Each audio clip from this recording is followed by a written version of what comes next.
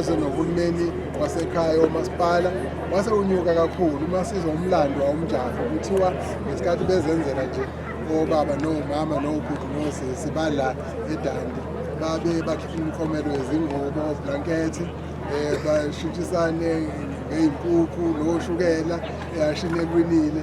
Kodwa ke today lo mjaho usukhule ngalendlela emangalisayo. Ngonyaka odlule ku-2024 ihashi eliwinile ku-main race la lihambe nesizungu sika-350,000.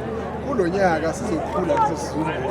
Angifuna abahleli bagijimela phambili ukuthi sizokhula kangakanani. Kodwa engingakusho ukuthi as i-department ama-sponsors ethu agcina eme ku-1.9 million. Kulo nyaka already sesidlulile ku-3 million, siku-3.1 ama-commitment. We are hoping kuzothi kushawa umhla ka-19 sibe siwalunguza mhlawumbe ku-million empini kwamanje ngakwayisayo. Ngakho-ke uyalibona isasasa ukuthi likhulu kangakanani. Ngakho-ke siyathokoza kakhulu, sijabule kakhulu, sithi umsebenzi omuhle awuqhubeke, umdlalo omuhle awuqhubeke. #isukile KwaZulu-Natal. Gafisa futhi sesingaqinisekisa sikhonfeme ukuthi umjaho ngomhla umjaho ngomhla ka-19 kuJulayi. Umuntu ongakabhuki kuleyo weekend endumeni impela akasale sebheka komakhelwane ngoba umama umeya wasemzini yakhe usibikela ukuthi wonke ama-accommodation establishments ala eDandi asegcwele for umhla ka-18 no-19 mhlawumbe nako 17. Sizoba nama-build-up activities midweek ukudlalela usuku langomhla ka-19. Azobe emaningi phakathi nasonto eminyaka ehlukahlukene siye sibambisane no-Tourism KZN nabanye kodwa nathi njenge-department futhi sizobe baningi ngala ngasemzini yathi kulelo sonto. Ngakho-ke kuningi okuzobe kwenzeka ngaleliya viki ney'ntatheli musana ukubhukha umhla ka-19 isonto lonke sidla endumeni.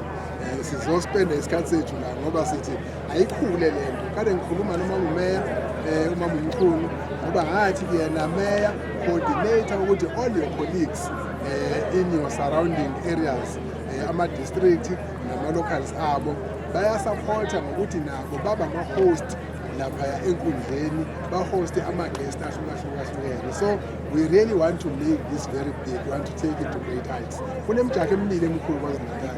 Kunalo mjaho formal ekuthiwa i-Durban July, nakhona sivale KwaZulu-Natal, asivale iTheku, sivale KwaZulu-Natal, sivale iMense ebhene-ke lokho.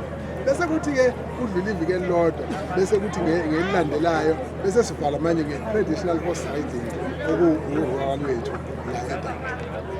Ushaya ngesibingelele mhlalo we-traditional horse racing. Mhlambe-ke namhlanje kade silontsha i-10 July yalonyaka. Mhlambe iy'nhlelo zihamba kanjani? Ngingasho ngithi inhlelo ihambe kahle kakhulu. Sesimi ngomumo ukulingela lona leliya langa lange-19 July. Kulo nyaka ngingasho ngithi nemidlalo eyi-12 lokhu ngigadla ngelami impela kulo nyaka okuwu-Colchester. Mhlawumbe amanye amasha akhona nje wathi babonisa ngenza kahle imali. Kancane kube Omega owinile ngo-2023 bese kuba yile newcomer okuwu-Colchester enayo esimbeka kanye nawo la masha amathatha phambili. Umnyango wezemidlalo usudlala indima enkulu kakhulu ekuthuthukiseni lo mdlalo ngoba empeleni njengobona manje sesinama-operator license okukhombisa ukuthi sedlala ngokusemthethweni, asisekho ehlathini. Sesirejistiwe sinamalayisensi and uphinde futhi usinikele ey'malini ekuthenini sikwazi ukuthi siqhube iprogram unyaka uzuphela. Ngonyaka uphele besinesiteki esiwu-350,000 esinethemba lokuthi lo nyaka singanyuka mhlawumbe siye ku-400,000.